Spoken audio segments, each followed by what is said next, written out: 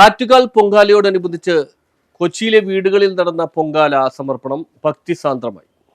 കേരളത്തിലെ ഏറ്റവും ആദരണീയമായ ഉത്സവങ്ങളിലൊന്നാണ് ആറ്റുകാൽ പൊങ്കാല. തിരുവനന്തപുരത്താണ് ആറ്റുകാൽ ക്ഷേത്രം സ്ഥിതി ചെയ്യുന്നത്. അവിടെ പാർവതി ദേവിക്ക് പ്രാർത്ഥനകളും പൊങ്കാലയും അർപ്പിക്കാൻ ദശലക്ഷക്കണക്കിന് സ്ത്രീഭക്തരാണ് ഒത്തുകൂടുന്നത്. കേരളത്തിന്റെ വിവിധ ഭാഗങ്ങളിൽ നിന്നും പുറത്തുനിന്നുമുള്ള സ്ത്രീഭക്തർ പുണ്യോത്സവത്തിൽ പങ്കെടുക്കാൻ ഒത്തുകൂടുന്നു. ക്ഷേത്ര പരിസരം പൊങ്കാലയുടെ സുഗന്ധം കൊണ്ട് നിറഞ്ഞിരിക്കും. അരി, ശർക്കര എന്നിവ ചേർത്തുണ്ടാക്കിയ മധുരവിഭവം സ്ത്രീഭക്തർ മണിക്കൂറുകളോളം പാചകം ചെയ്യുന്നു. ക്ഷേത്രത്തിനു ചുറ്റും താൽക്കാലിക അടുപ്പുകളിൽ പൊങ്കാലയിടുന്നു. പാർവതി ദേവിയുടെ അനുഗ്രഹം തേടിയാണ് പൊങ്കാല അർപ്പിക്കുന്നത്. ദേവിക്ക് പൊങ്കാല അർപ്പിക്കുമ്പോൾ ഭക്തർ അവരുടെ കുടുംബങ്ങളുടെ ക്ഷേമത്തിനും സമൃദ്ധിക്കും വേണ്ടി പ്രാർത്ഥിക്കുന്നു. സ്ത്രീ ശാക്തീകരണത്തിന്റെയും ആത്മീയതയുടെയും ആഘോഷമാണ് ഈ ഉത്സവം. ഇതൊരു അനുഷ്ഠാനമാണ്. കേരളത്തിന്റെ സമ്പന്നമായ സാംസ്കാരിക പൈതൃകം പ്രദർശിപ്പിക്കുന്ന അതുല്യവും ആകർഷകവുമായ ഒരു ഉത്സവമാണ് ആറ്റുകാൽ പൊങ്കാല.